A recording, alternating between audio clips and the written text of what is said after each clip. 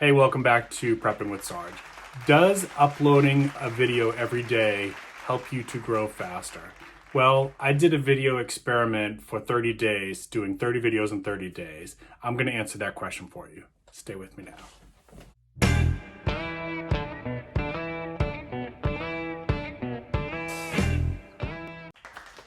All right, welcome back to Prepping with Sarge.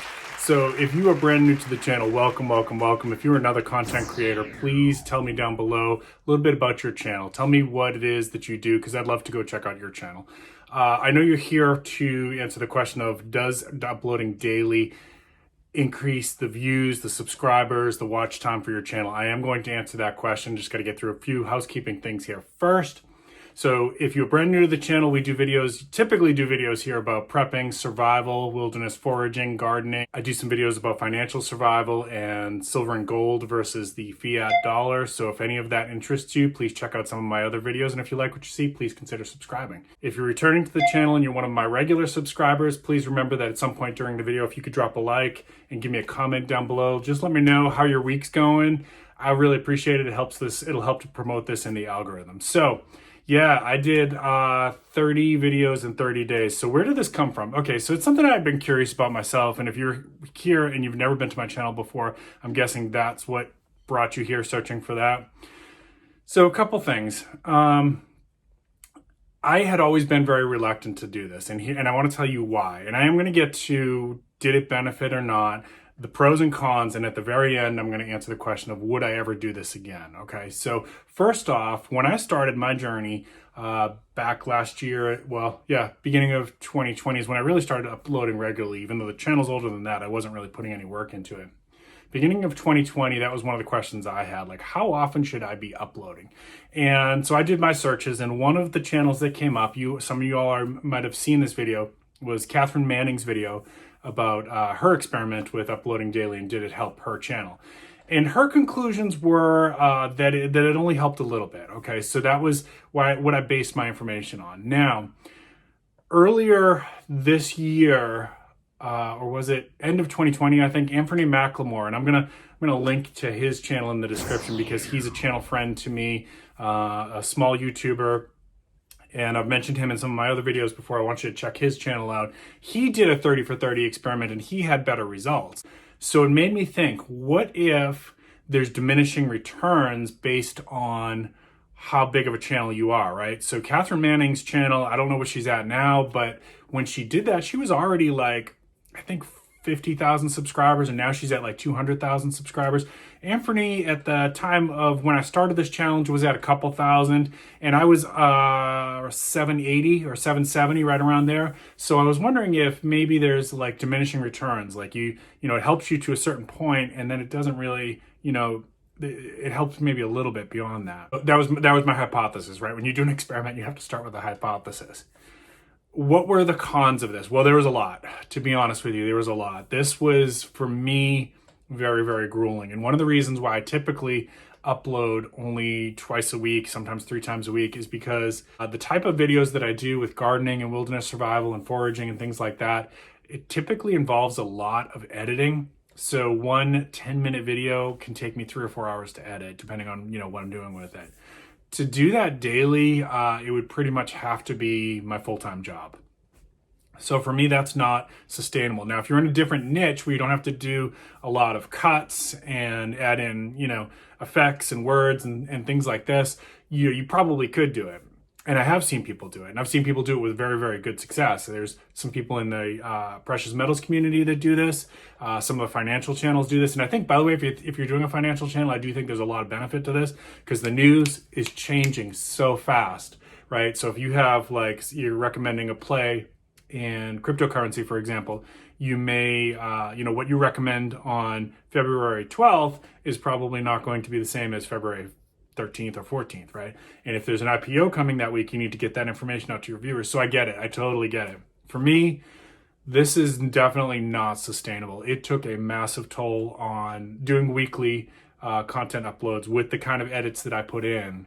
And I had a lot of shorts, right? So if you've been watching my channel, you know that a lot of those were shorts, but what you don't know is that 60-second short can still take me an hour to edit because I have to, for my foraging videos especially, I have to fact check. I have to look and see if I can find any poisonous lookalikes for you. I have to find out, is there any medicinal qualities to this? What parts? So there's a lot of research when I'm saying, if I say, hey, here's a video about foraging for dandelions, I can't just whip out the phone and give you that information and upload. There's a lot that goes in behind the scenes. So for me, it was extremely grueling.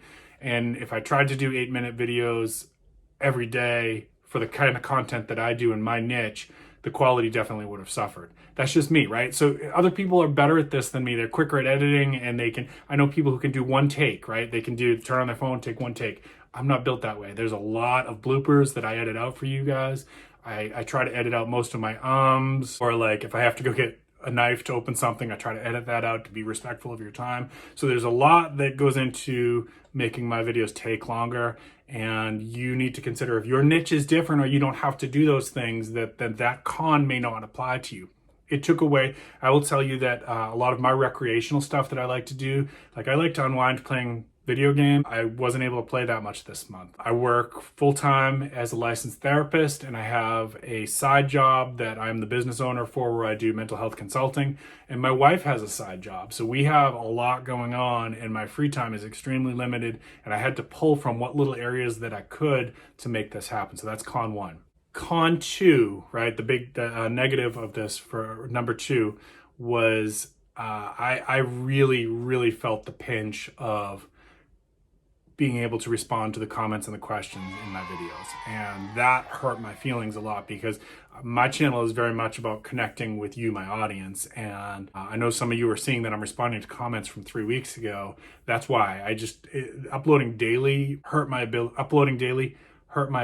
to respond to my audience. So that's a big no-no for my channel. I don't want to do that, okay?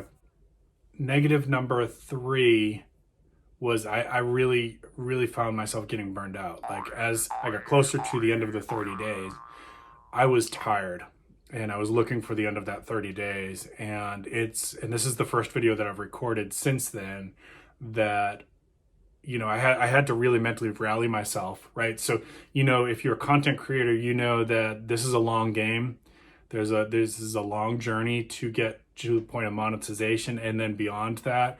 And when I've seen so many great channels that started at the same time of mine that are struggling now because they took a break for mental reasons. And yes, I get that. And that's where I was at, was like, I need a break. But the truth is, when you take a break more than a few days as a YouTube content creator, you start to really drop off, right? So there is something with the search engine optimization and the way that YouTube promotes you is you have to steadily be putting out videos. And that's why they say try to release it the same day every week, same time every week. So yeah, I got pretty burned out. This is the first recording that I'm doing since that challenge has finished. And I'm trying to rally myself mentally to be able to get back to my regular schedule, which will be twice a week. All right, now that's all the cons, right? So what are the pros? What did this do for me? And then at the very end, stay with me to the very end, would I do this again? So what did this do to my channel? Well, I started at about 770 subscribers, right? And when I finished the 30 days, and I waited 2 days because the data in YouTube lags by 2 days, right? So I waited 2 days to see the final results, and they were. So my current subscribers in the past 30 days, YouTube does 28 days, but in the past 30 days went up by 137 new subscribers. And they have, from what I can tell, they've stuck.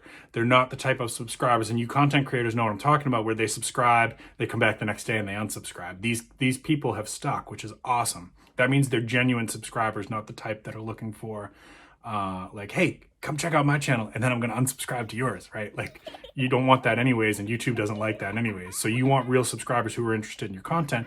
And this got me 137 new subscribers, real subscribers. My average on a month is 75. So it nearly doubled, okay? So I want you to think, let's take that statistic for a second. So I was releasing about 2 or 3 times a week. I went to 7. So there is a diminishing returns there. It nearly doubled, but I was releasing more than double the amount of content. Okay, so there seems to be, and this is a very small sample, right? We're talking about a sample of one, and you might want to do your own experiment with this, but it nearly doubled, but it didn't double. Okay, so if it was a 1-to-1 ratio, right, the more videos you put out, you'd see an exponential increase in your subscribers. I didn't see that in my 30 days. I got more. Okay, so here's a big one. This was a big one. My views went up to 10,700 views in 28 days. That is a 92% increase in me. So what does that tell me? That tells me that YouTube genuinely started to promote my videos. And this is what I've heard. This is what Anthony said, was he felt like when you start doing daily content for 30 days, somehow the AI that runs that, how to promote channels says, oh, this person's serious, let's start promoting him. Okay, and that's kind of what it seemed like. I was definitely getting more views. More views leads to more genuine subscribers, okay? All right, last statistic here. My watch time hours went up to 262 hours, 262.2 hours in 28 days. That represents an 8% increase for me. Now, that doesn't sound fantastic, but what I want you to consider is that out of those 30 days of videos that I did, about 20 of those were shorts, right? So they were a minute or less, and yet my watch time still went up by 8%. So that's pretty significant. That's really cool. That's a good statistic, and I will take a plus 8% for that. All right, last part of this, and I thank you so much if you're still with me today and you haven't dropped a like yet, please consider dropping a like. It really helps me out. And if you're a new content creator, please tell me a little bit about your channel. I always love to network with other content creators, so I'd love to check out your channel and see what you're all about. And last thing here, right? So would I do this again? For me and the type of content that I put out, it's definitely not sustainable for me long term to do daily drops. I wish it was. It's not, unless I was financially at a place where I could do this full time. It is not.